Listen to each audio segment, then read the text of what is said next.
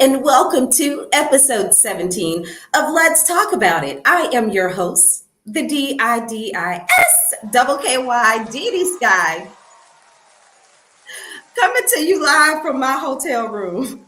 As you can see, the hotel lighting is in the building, okay? Oh my goodness. But we would not have a show if it weren't for my co-host. Let's give it up for the man behind the meme. I call him the voice of God. Give it up for Maejor. DiDi. Don't you start. No, man, no, come on, man. Come on. You look like a sexy detective, DiDi. Where in the hell are you? Where are you at right now, man? I'm a private detective. Yeah, so you look like one. Undercover work right now. Yes, you are. You certainly are. I'm not even gonna bother asking you about none of your business. Let's just get right into it, DiDi. None of your business. I'm not gonna ask you about none of your business. I am currently moving about. I'm traveling, and so I am in a hotel. It is for business, though. I know it is. I have not started an OnlyFans page. What is it? An OF? But you know, the way life is set up right about now, baby. I mean, it might be coming. It might. Right. Okay, DiDi. All right, now slow down now. How's your week going? Gosh. My week has been great. It's been extremely busy preparing for the holidays, which is like super exciting. You have big plans for the holidays? Man, DiDi, I don't have big plans for much of anything right about now. I'm sitting here on a heating pad. My back went out. I'm not even gonna lie to you. I'm not even gonna hold you. Man, yes it did. But enough about me. I'm gonna survive. You're trying to live trying to do some of those techniques from sex therapist Jennifer. Yeah, I may or may not have purchased some of the recommendation that she recommended, but enough about me, DiDi. Okay. What else is going on?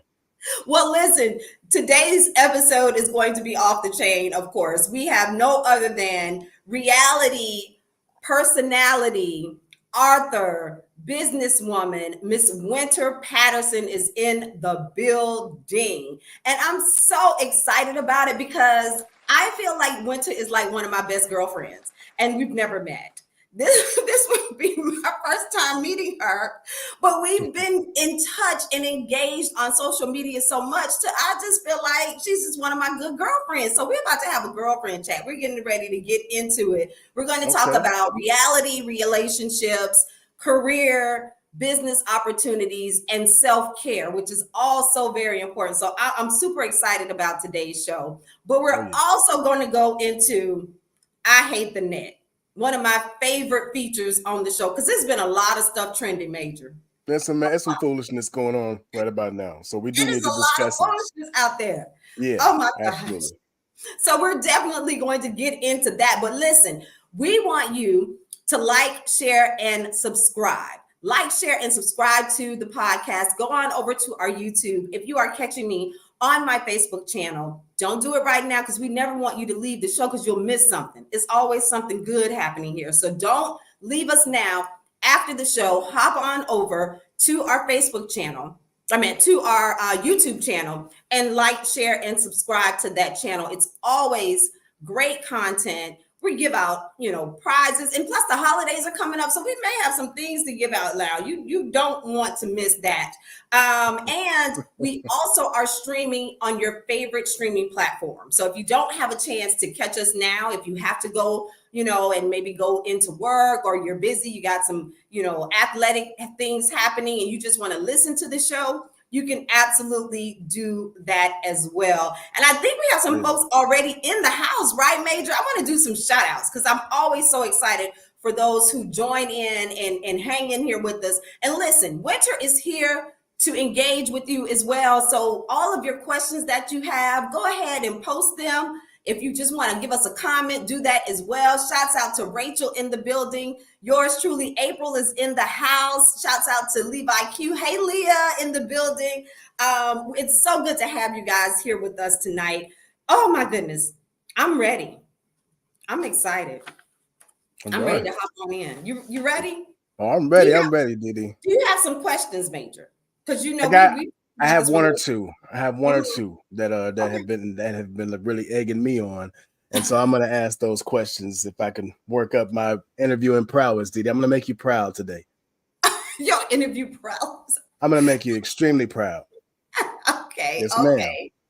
Well, listen, guys, our guest tonight is an author, as I said. She's an inspirational speaker, an entrepreneur, and a cast member of OWN's dating series, Ready to Love Season 3, which was absolutely one of my favorites. Now, I didn't get into it really heavy, but when I did spot check it every now and then, Wynter was the star of the show to me. So please welcome our guest for tonight, the radiant Miss Wynter Patterson. Well,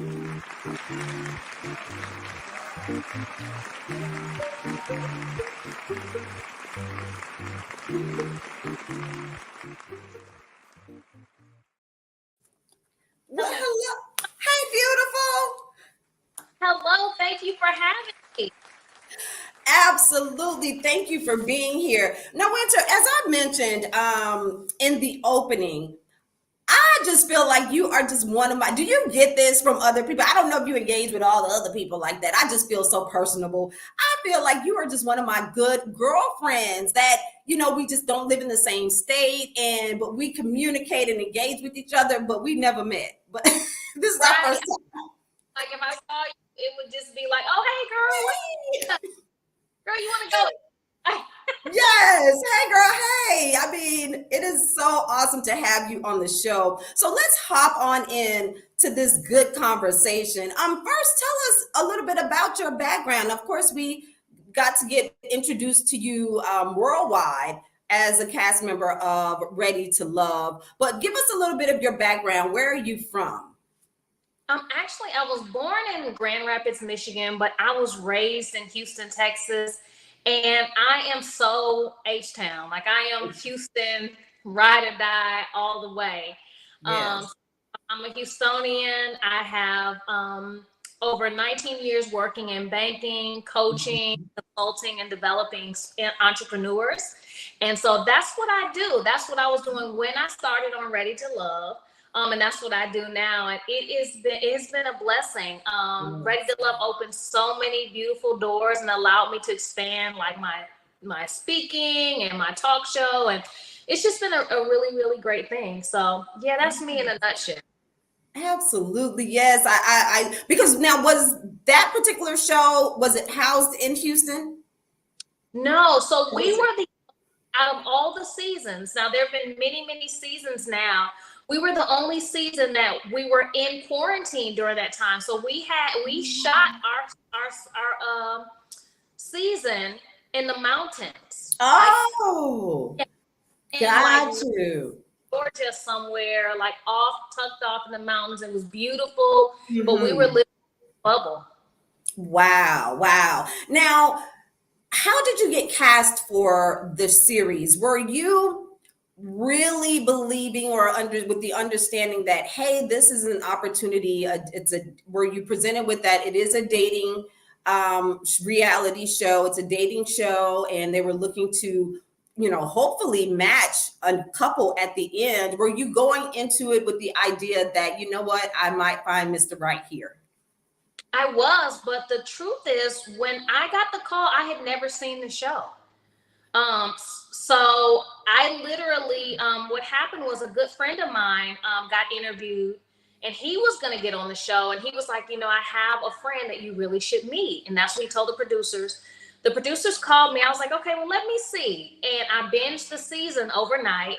Decided, I looked at it, I was like, okay, I can do this. Like, this is, you know, classy. Oprah wouldn't have it any other way, right? Right. Of course. Right. That's so right. I binged it. I called him back. I was like, yes, I want to do it. And then even with that, it still was a lengthy process because there were 4,000 applicants. And Whoa. Yeah. Wow, 4,000 applicants. So what was the casting process like? I'm sure you had to do some interviews, you know, what was that like? It was a lot of Zoom interviews. It was a lot of psychological assessments, like they test to see if you're crazy or not. They want to make sure they have somebody that's sane and at least surface wise. Right. And now I will say this, I told people, like, there were times when there were Zooms and there might be 30 people on the Zoom, but you can only see 3. Everybody else is blacked out. You don't know their name. You don't know who they are, who's watching. Wow. So Miss Oprah could have been on there herself. They say that she had to, you know, sign off on every person. So she may have been part of that Zoom. I would not. I absolutely. Wow. Oh my goodness. That's so super exciting to be. Have you had a chance to meet her? I have not. I have not, but it's crazy. And I actually, Will Packer, who is the creator of the show, we didn't even meet him, but Will Packer, like, he could tell you anything about any of us. And it's really crazy. But he couldn't come because, remember, we were in a bubble, we were in quarantine. And so anyone who came on the premises could not leave. And had to be in quarantine before you could interact. So he, you know, of course, he didn't have the time to spend 5 days in quarantine and then not be come and go. So we didn't get to meet him, but he definitely knows us, shouts us out, you know, sends us beautiful emails and things like that. That's what's up. And Will Packer and Raw Party actually are dear friends of mine from way back when they first started releasing their movies. Chocolate City and 𝗀𝒢 and some of their other movies. They would come to Miami and I would host, you know, their talkbacks with the cast and stuff. So we go way, way back. So shouts out to my boy, Will Packer. Now let's go on into the house. Let's go into the house. Are people genuinely seeking love? What was your experience with that? Did you feel like holistically that the cast was there seeking love, or were there times where you felt like some people may have been opportunists? I'll say that I do feel like there were a lot of people that really were. There were, you know, and when you listen to their backstory, you had, you know, men who say, hey, I've been married before and I want to be married again. Like, you had some women who were, you know, hey, I want a family soon. So there was that element on the show. And so, but it's really hard to say, you know, what anybody else's motives are. You know, I was just trying to maintain my sanity because reality TV is not for the faint at heart by any stretch. Right. Long and a lot of people in your ear at all times. It's really right. Oh my goodness. I watched some of the shows. I don't dive into in Oprah's shows, of course. I watch them a lot more than some of the others because they get a little too ratchet. Let me just be honest with you. It's too scripted. It's too made up to me. But of course, Ready to Love seems to be, you know, always seemed to be very structured, and that it did have a good premise behind it. But I've heard people say, because one of my dear friends from one of the series, Troy McAllister. Okay. Troy was on, I forgot what season Troy was on. I think 4. I think he was on 4. So right after you, Troy was on in the Houston, when they were in Houston. But he didn't say this, but I've actually heard people say that participating in reality shows or unscripted series, you don't really have any autonomy. You don't know what's going to make the cutting room floor or how you're going to be presented. Were you worried at all about that, what the outcome was going to be? Absolutely. Oh, yes. It's about your brand. Right. That's right. Yeah, that was a big concern of mine, because I wanted, you know, I wanted it to be true to who I am. And I didn't want to be on there, you know, catty, fighting, messy. Like, that's not who I am. But they do have the ability to edit your words and create scenes and things like that where, you know, it could come off that way. So it was a big point of anxiety. And then even now, the music from Ready to Love, I can't listen to it. I can't hear it because we were watching at the same time as you would, right? And so all of us had tremendous anxiety all day until the show came on. And then we're watching like, that's not what I said. That's not, that timeline is not matching up. And like, you know, yeah, so Wow. anxiety, like when that music, like, oh God, fear. Yes.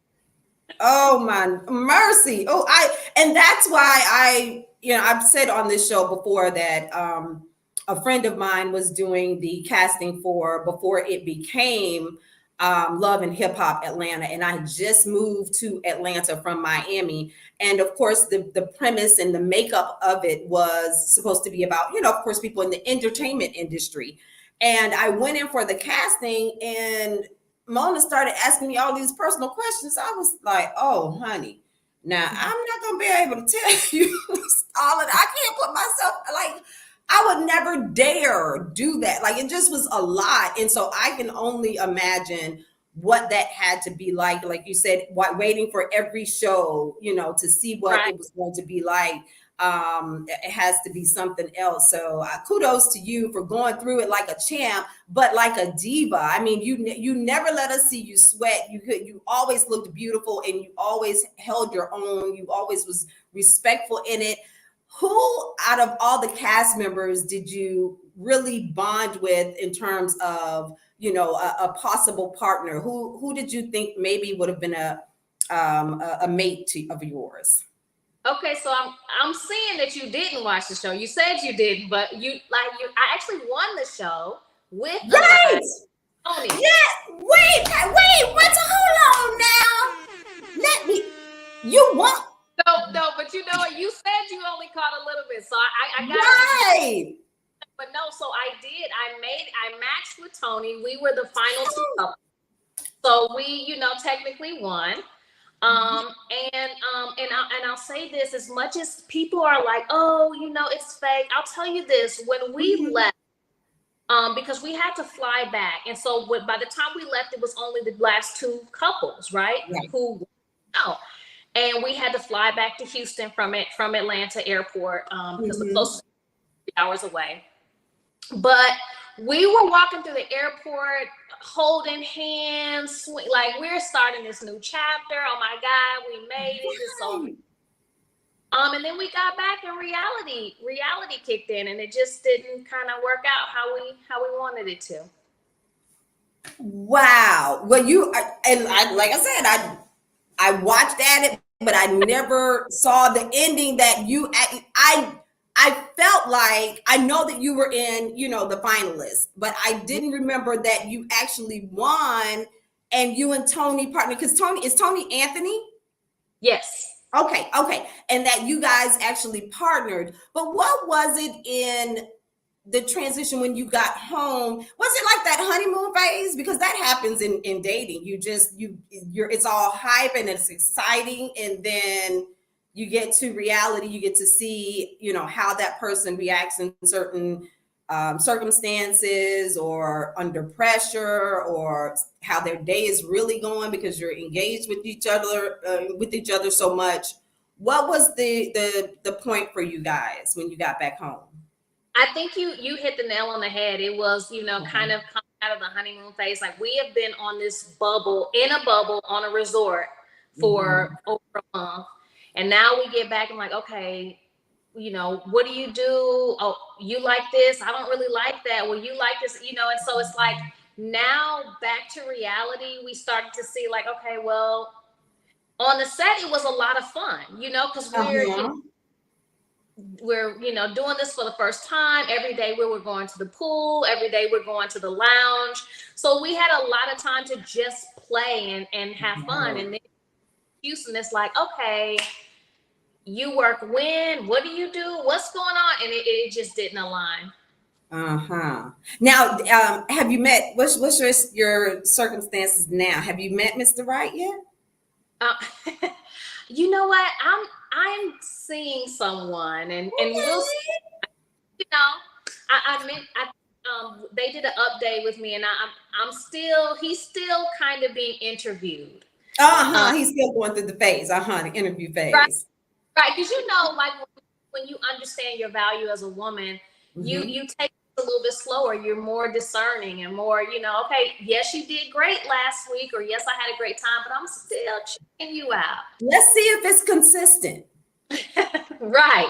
Let's see if you're that consistent throughout the process. That's right. I absolutely love it. Well, shouts out to Cody in the building. Again, guys, if you have any questions for Ms. Wynter, please do engage, interact. That's why she's here. Now, let me ask you this. I'm going to go back to my boy Troy. He's my boy, so I'm going to protect him and make sure that I don't put him out there like that.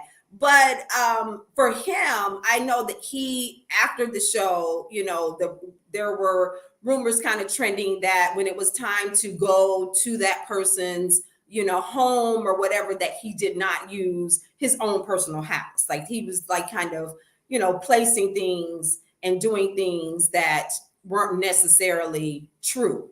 Do you find, or did you find that in your experience that people may have been kind of pretentious, like they may not have been genuinely who they said they were, or did what they said they did? Or I know, because Troy received a lot of backlash about that, and I actually know the answer, but I'm not gonna mention it because he's my boy. Well, our experience is like no other cast, because we were, in this hotel together for. We had breakfast, lunch, and dinner together. We had, we figured out how we could turn off our mics and have conversations by, like we were together all the time. Right. And so, I feel like a lot of us got to actually see and experience each other genuinely because we were together so long. We had a joke afterward that after the show that we were trauma bonded. That Wow. we were together so long. We filmed literally over 12, 15 hours a day together all the time. And so I feel like we kind of did get to know each other pretty well. Yeah. Wow. But of course, everyone, people have their masks, but I feel like we probably more than any group actually did get to know each other. Right. How was the experience with nephew Tommy? Oh, he's amazing. What you see is what you get. Just super funny, incredibly genuine.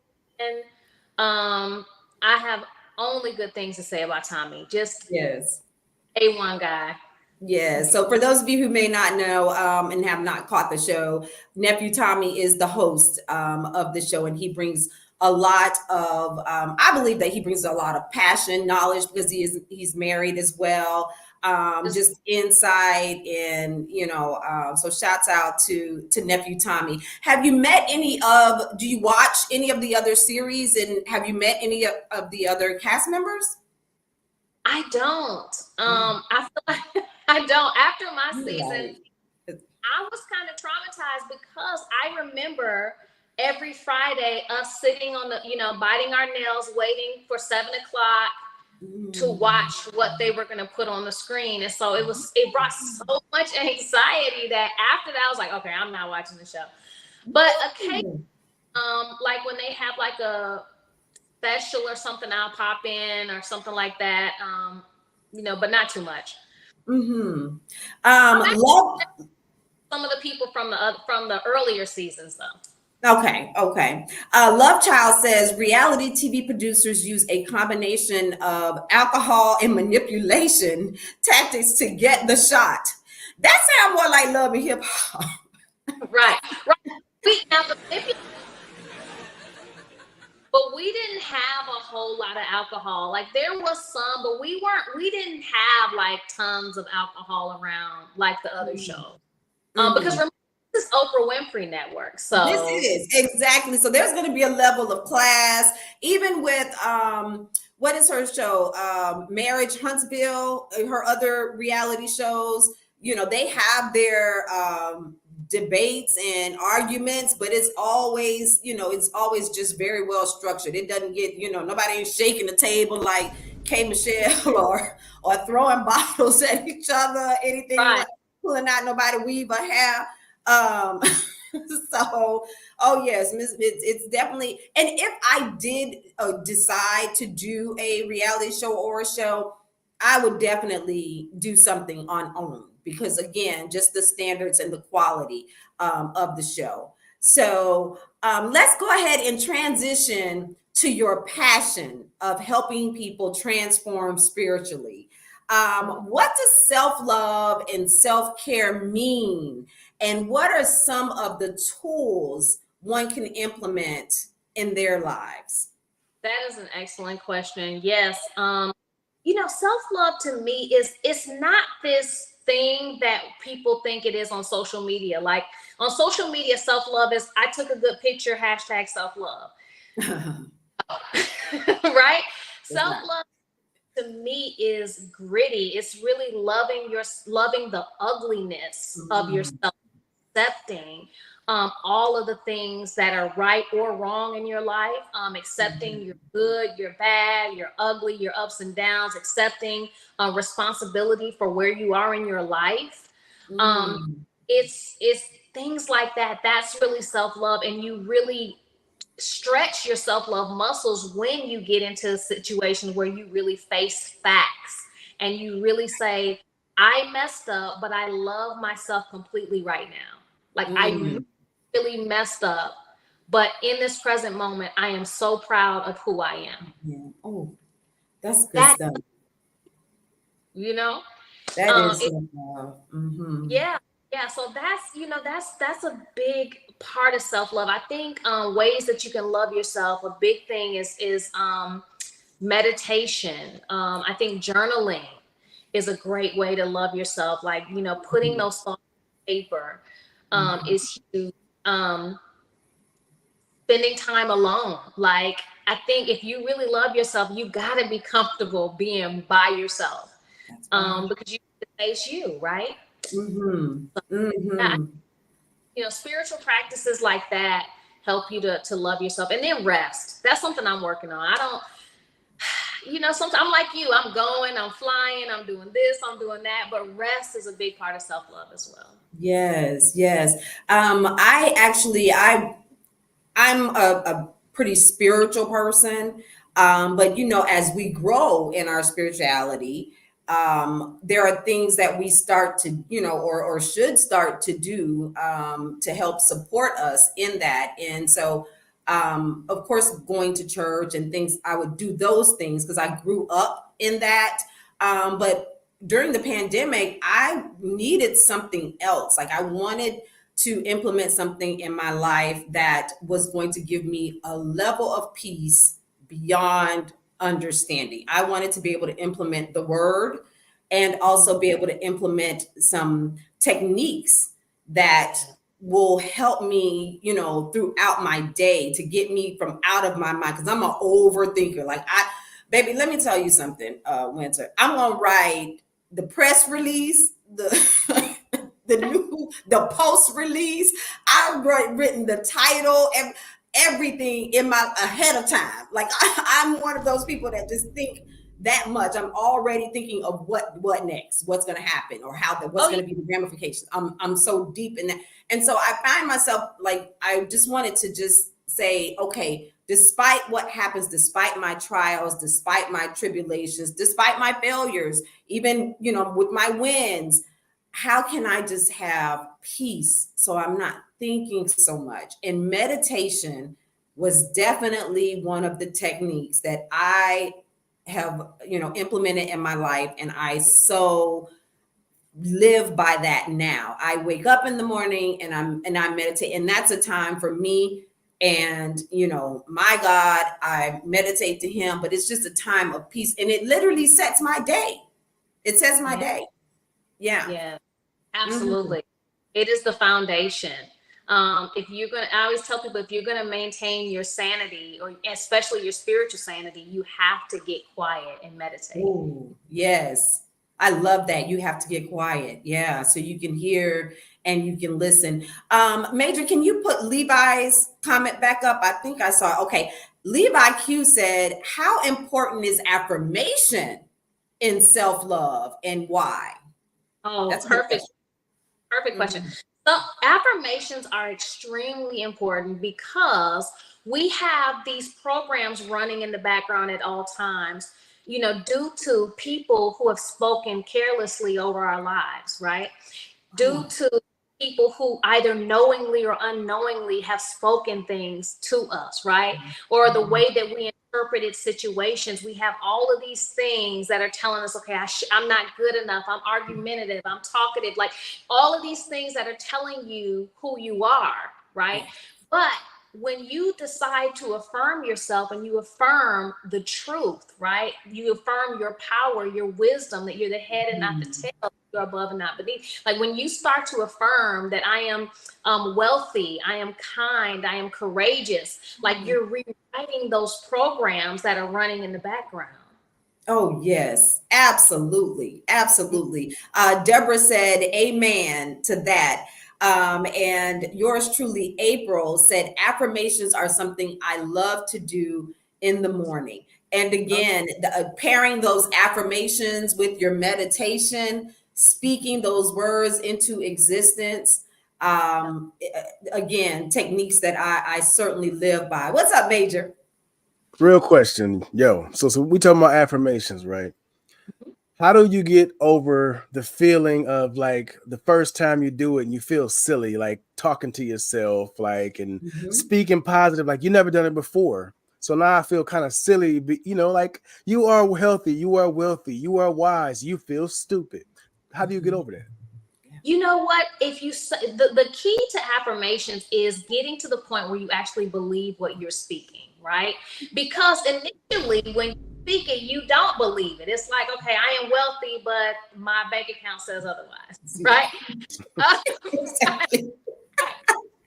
But the thing is, by repeating and constantly speaking this over your life, eventually you're building new synapses. Like your brain, literally, if you psychologically, you're building new connections in your brain.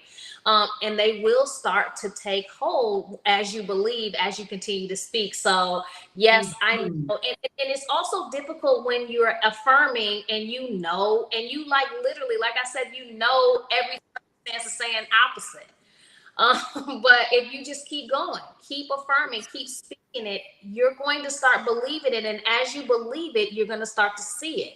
You're going to start to receive inspired action from God to lead you in the direction of that affirmation. And so it really is a process of continuing and staying in the faith and continuing to do it. Oh man, that is some potent stuff now. You got that. That is some potent stuff. That is. That is. And I can certainly remember when I started to implement those, meditation. And as Major said, those affirmations, and you just feel like even with the meditations, being still and quiet and getting out of my head, that is a challenge because you're thinking of, oh gosh, okay, so now what am I going to do today? And who do I need to call? And when that's actually, you're supposed to start to be able to control your mind. So you use those breathing techniques to do that. And so once you actually start and you get into it, it does take a rhythm. It does take some time, but it is so absolutely worth it. It's something that I certainly recommend that people implement in their lives. Yes.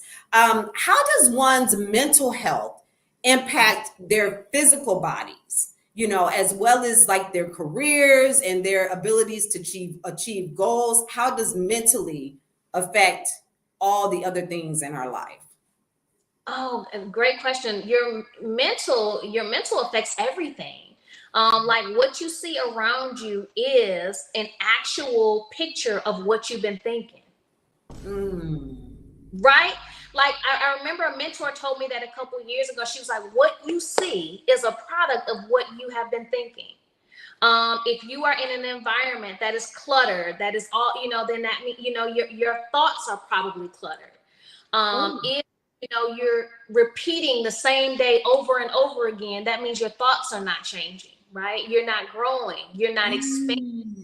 And so it's so important that you ground yourself. It's so important that you take really critical looks at yourself, not to criticize yourself, but a critical look at what's going on in front of me and realizing that what's happening is a product of my thoughts and my mental condition. So what am I going to do about it as a result of that? If I want better, I've got to think better. I've got to do, better routines that help me to think better and things like that. Right. And do you also see the same things when it comes, to your health, your mental health affecting your physical health? So there are things that need to be worked on mentally, and maybe that's why you're overeating or you don't have the energy to even do, your body is reacting to your mind. Absolutely. Absolutely. There were times in my life when, going through like the rough times, right? And I'm just sleeping all the time. And I'm like, why am I so tired? And it's like, okay, let's take a step back. What's going on with me mentally? Of course, I'm tired because my energy is being drained by this situation or this thing that I keep thinking about. This thing that I keep, replaying, I'm overthinking, like that's why I'm drained. And it's the same way with everything. If you're thinking negatively, it's going to happen in your body, right? If all of your thoughts are poison, then it's going to show in some way. And I even have gotten to the point now where I look at metaphysically why things are happening in my body. So for me, if, something is going on, okay, my lower back is hurting, let me, look at the metaphysical symptoms. Oh my goodness, this means that I'm feeling unsupported, right? And so with that knowledge, I'm like, okay, now I need to either affirm the support that I have from God, or I need to understand the root of this thought. And so there's always a tie to what's going on with you, in your body spiritually. And I implore you guys, all of you, as you get these things that come up, don't just think, oh, okay, well, I'm having these migraines because I just have migraines. Like, let's look at that, or what's going on mentally? What is the metaphysical correlation between this thing that you're experiencing? That's right. And if you are watching on Facebook, shouts out to Stevie. If you're watching on Facebook, forward this, share this on your page so that your family, your friends, they can get on into this conversation, because, it is good. It is health. It is wealth. It is, it is your peace. It is mental. It is all those things that help us and guide us and lead us in our lives to be the best versions of ourselves.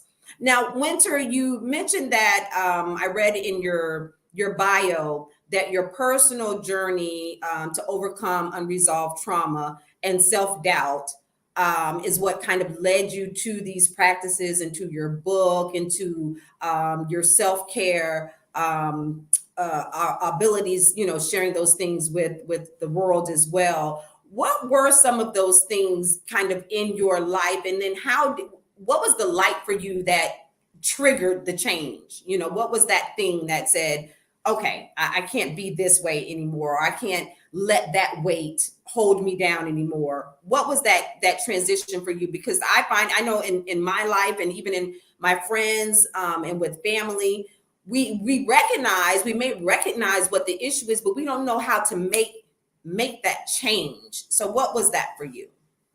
That's also a great question. I think at some point I realized that I was a chronic people pleaser. Ooh. And I realized that I was willing to sacrifice, right? I was willing to sacrifice my own everything, happiness, own, even goals in order to be right. Yeah. And it was a terrible thing. It kept me in bondage. It kept me, in anxiety. Did I say the wrong thing? Does she still like me? Does he still like me? Did I do this right? And I had to step back and say, this is not healthy. I had imposter syndrome. So you've seen, my list of accomplishments, not bragging or anything, but I have all these things that I've done in my life. And I would be, sometimes afraid to promote myself, afraid to, stand up for myself, all of those things. And I started to look at it, I said, I am doing myself a disservice. I'm putting others before me such that it is hurting me. I gotta fix it. And that, I think, was probably a big catalyst. And then, if you really start deciding that you're no longer a people pleaser, people will turn on you. Right. You know, Of course. living to please. Once you pull that energy from them, they start often run into, you know, broken relationships and people turn on you. And that was also a catalyst. And so all of those things led me to really dig deep in my healing journey.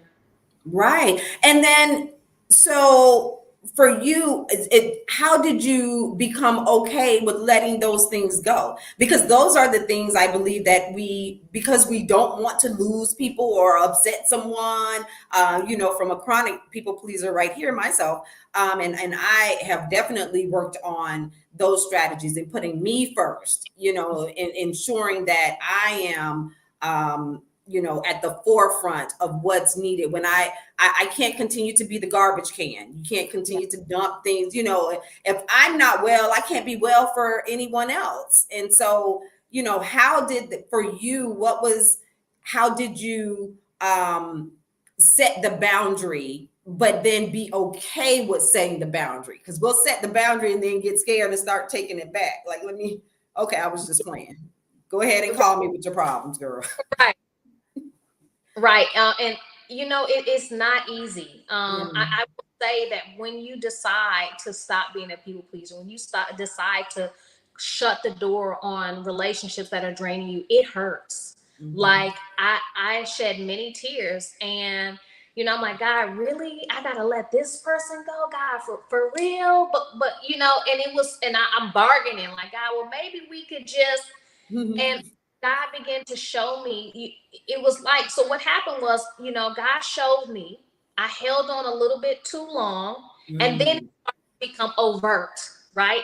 Like, it's almost like God has to increase the disrespect before you really start to make a decision. Exactly. And so, painful. I had to block a lot of people. I wasn't proud of it. I hate that it had to come to that for some people. But it was like, it's either you or me. And for the first time, I'm choosing. That's right. That's right. You guys, don't be afraid. Life is too short, and it's certainly okay. You know, we are overcome by one another's testimonies, and it's okay to be, you know, a light for someone else. That's not what we're saying. What we're saying is you have to put yourself first, because you're nothing to anyone else if you're not strong in yourself.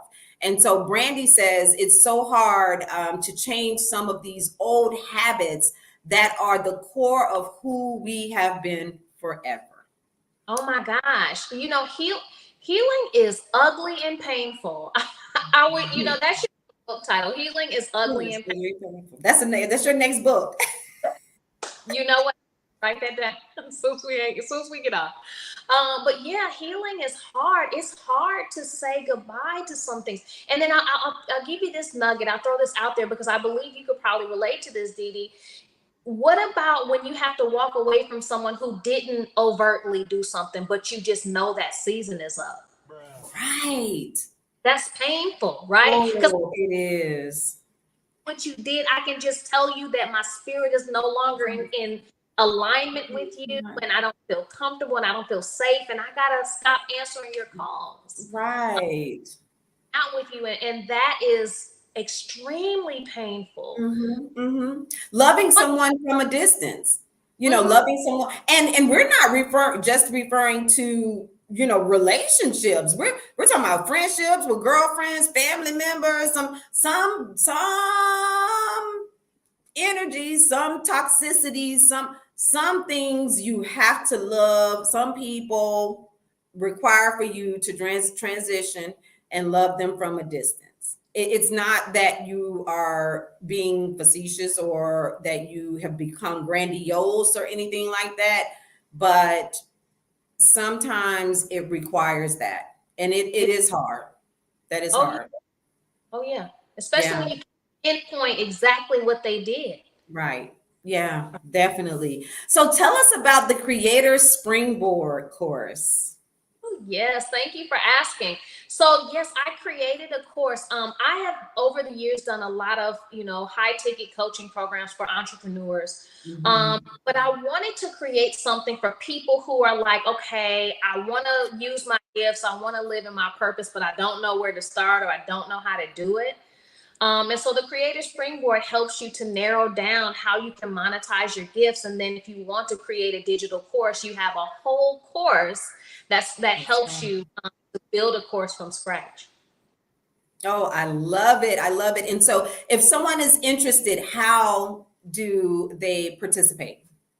They can actually go to my Instagram. My Instagram is @Wynter Patterson, no spaces, no underscores. It's @Wynter Patterson, and it's in my bio.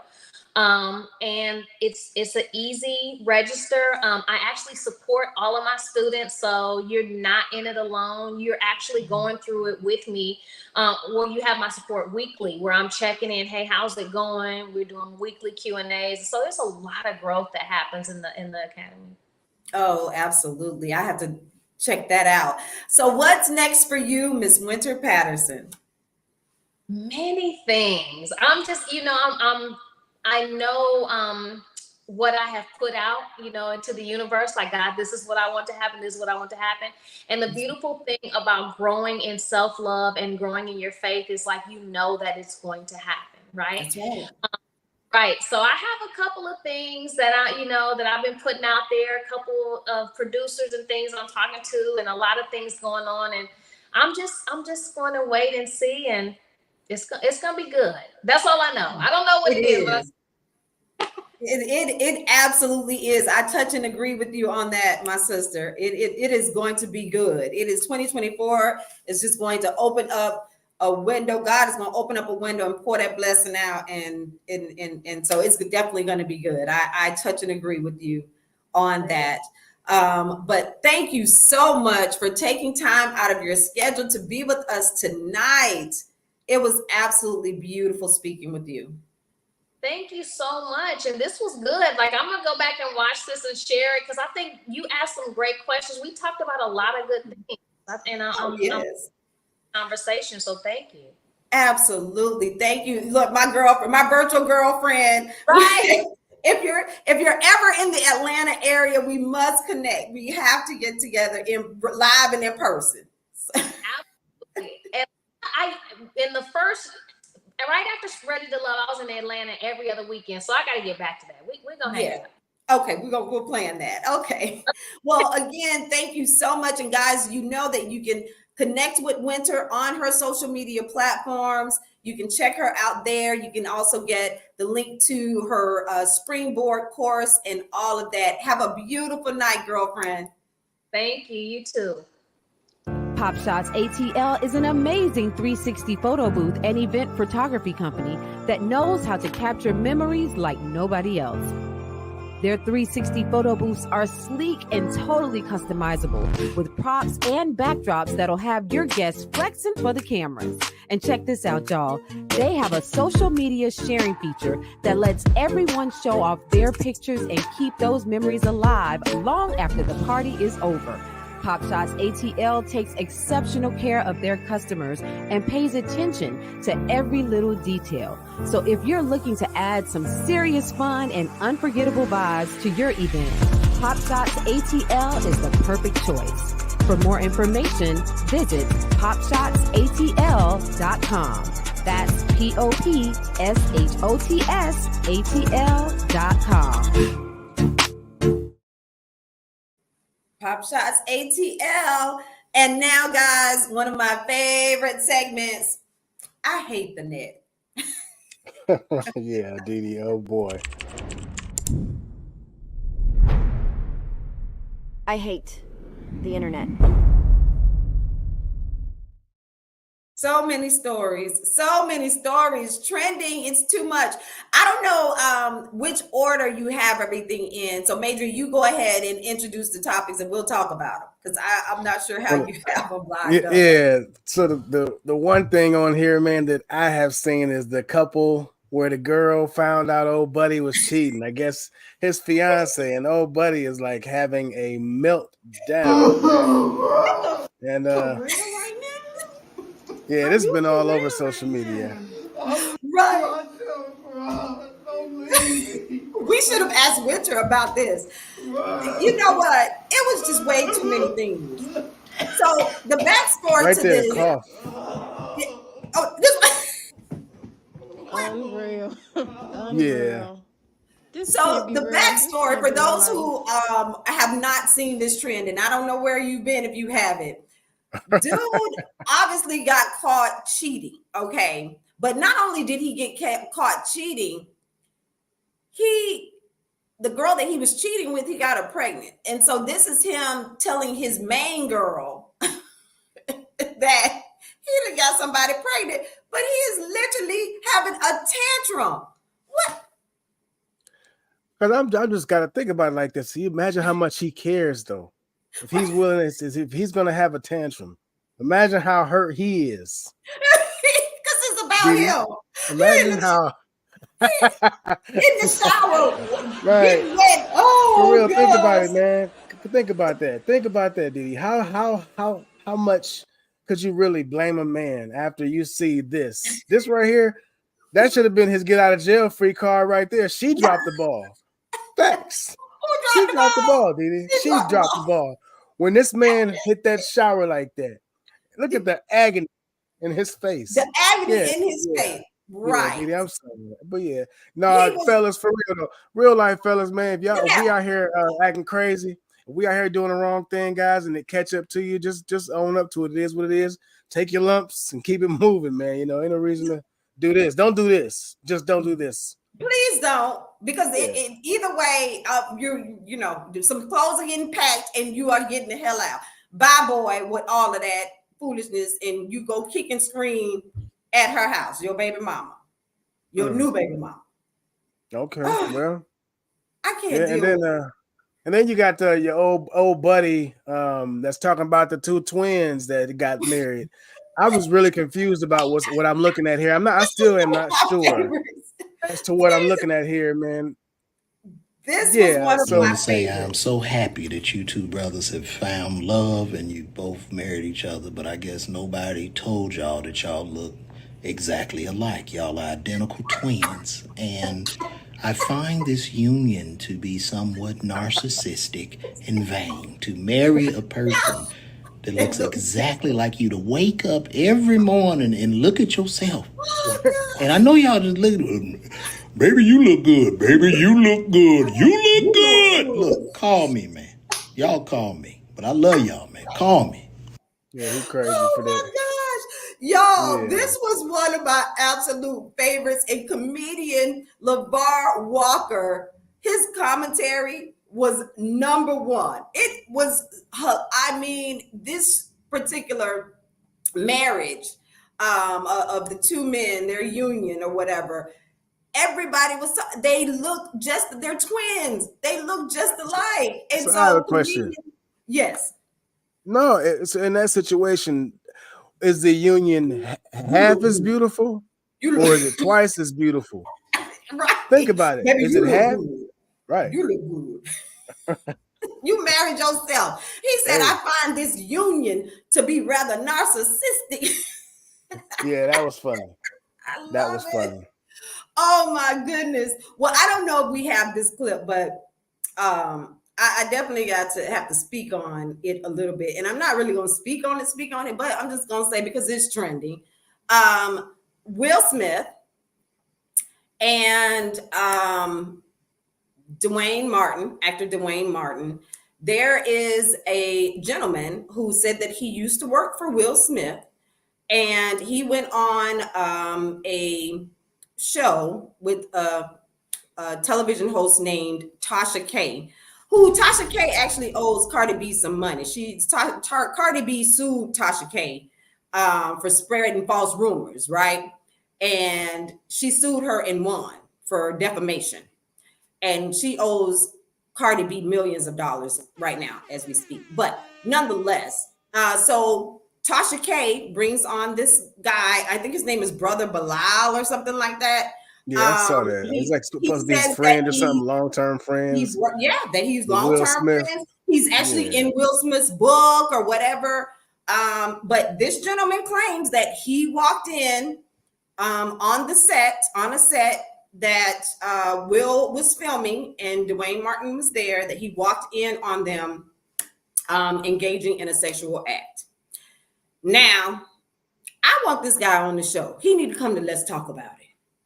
Because I got some questions for him. I need to validate how you know how I am. I like to validate a person's, their character, their professionalism, whatever it is that they're bringing to the table. You need to tell me how. You got to verify that first before you put it out there, because I won't be getting sued by nobody. Yeah, no, absolutely. Yeah. So what? I think that Will must owe him some money or something. First of all, how did he even get in Will Smith's camp? I have so many questions. But once you're allowed in the camp, how do you then turn around and spill the tea and tell the business of the person? That for me is like, that speaks to your character and your integrity. Don't nobody have NDAs no more? Many years. I've seen a lot of shit. I'm telling you. I thought NDAs were a thing, though. Huh? I said I thought NDAs were a thing. Exactly. What happened to all of that? NDAs were a thing as well. But maybe he had been friends with Will for so long that Will didn't feel the need to, put him under an NDA. I don't know. But again, I have so many questions, and I really would like to know, why. Because I don't think that question was asked. Like, why are you bringing this up? Why are you saying this, especially at a time like this? Like, DiDi, I want you to know I'm never gonna spill any of your tea or any of your business. I'm not gonna do it, no matter if I'm on Vlad TV or anything like that, DiDi. I'm not gonna spill your tea. You gonna go on TMZ and tell the people about me. First, I got to get some tea. If I ever get some of the tea from you, then I promise I won't spill your tea if I get some tea. But yeah, I just not built like that, man. No, snitching. I just don't. I'm where I'm from. I'm a Florida girl, and snitches really do get stitches. Like, you ain't saying that. And in my household, you ain't what go on in this house. I took that serious. I grew up with that. Like, what go on in this house, stay here. You don't go. And so I just never, even as an entertainment reporter, over 2 decades in this industry, I was never a gossip reporter. That's the difference. Yeah. Now, if the story came out, there are times where I've been in the room and already knew the tea before it even went out in the streets. I was there. Right. But it's a difference between spilling the tea and then stepping in the tea once it's already on the floor. Exactly. There's a difference. That's not my thing. Just not my thing. So yeah, I'm praying for Will. I think Will is going through some stuff right now. This is through it again. Yeah, through it again. We have not seen the last of the Will Smith saga. Believe me. Yeah. It's only just cranking up. Believe me. Absolutely. Well, what an awesome show tonight, y'all. Episode 17. Episode 17 for sure. Live from my hotel room in Virginia. I am in Virginia. I will tell you that part. I'm in Virginia. I'll accept that. I'll accept that. And I'm on a business trip, so it's not pleasure. But listen, guys, we want you to have a beautiful Thanksgiving, because Thanksgiving is next week. So gobble gobble. Beautiful. You forgot about that? No, I said gobble gobble. Oh, you said gobble gobble. Oh, okay. We want you to have a beautiful and blessed Thanksgiving. Enjoy your family, enjoy your friends. Even if you're not with family, make your have a Friendsgiving. But enjoy, that time. And as Wynter said, be sure to put you first, get your rest, take care of your mental and your physical, and incorporate some of those techniques that we talked about into your life. And you will see a big, big difference in the things that happen to you and for you. So shouts out to my girl, Wynter Patterson. Thank you again so much, girlfriend. And I'm looking forward to our girls' night out. Again, to all of you who are watching, like, share, and subscribe. Like, share, and subscribe to our YouTube channel. Stay updated and current on all of our shows, our content. Again, the holidays are coming, so you never know. We might put something in a stocking for you. And if you don't have a chance to actually see the show, you can hear it. Check us out wherever you get your favorite podcast streams. We are right there. Just tune in and check us out there. Don't forget to follow me on all of my social media platforms. It's simple. It's DiDi DiDi Skky. Maejor, how can they check you out? Yeah, be daring and bold enough, guys. Follow me on all social media platforms. Said Designed by Maejor. Yo, on my TikTok, I'm giving away a free logo animation and design at 1,000 followers. Yeah, so once I reach 1K, DiDi, you know what? I will. I'm gonna put you in there, DiDi. I'm gonna put you in the drawing. I'm not gonna do you dirty like you be doing me on the contest, man. I'm gonna put you in there. Yeah, You're gonna put me in there. Yeah, I'm gonna And put that's you in right, there. guys. I am on TikTok too. I think I always like skip over my TikTok page, but I'm on TikTok. I'm ticking and talking. So yeah. Oh, and guess what, Maejor? Before I go, I have to say happy birthday to my beautiful dear cousin and client, Gino the artist Freeman. Today is his birthday, so I am shouting you shout out Gino the artist. Happy birthday! You getting old, dude. You jumping in there. You're in there with me. All right. Say that again. I said, all right. Happy birthday, Gino. It's Gino's birthday. So shouts out to you, cousin. Love you so much. All right. Well, that's it. That's the end of the show. And you guys were wonderful tonight. If you happen to catch us on my Facebook page, as I said, please share it with your family and your friends, because we always are giving you awesome and amazing content. Thank you guys so much. Have a beautiful night. Before I go, you know what I say, go for your goals, reach for the stars, because the sky has no limit. I'm your girl, the DiDiSKky. I'll see you soon.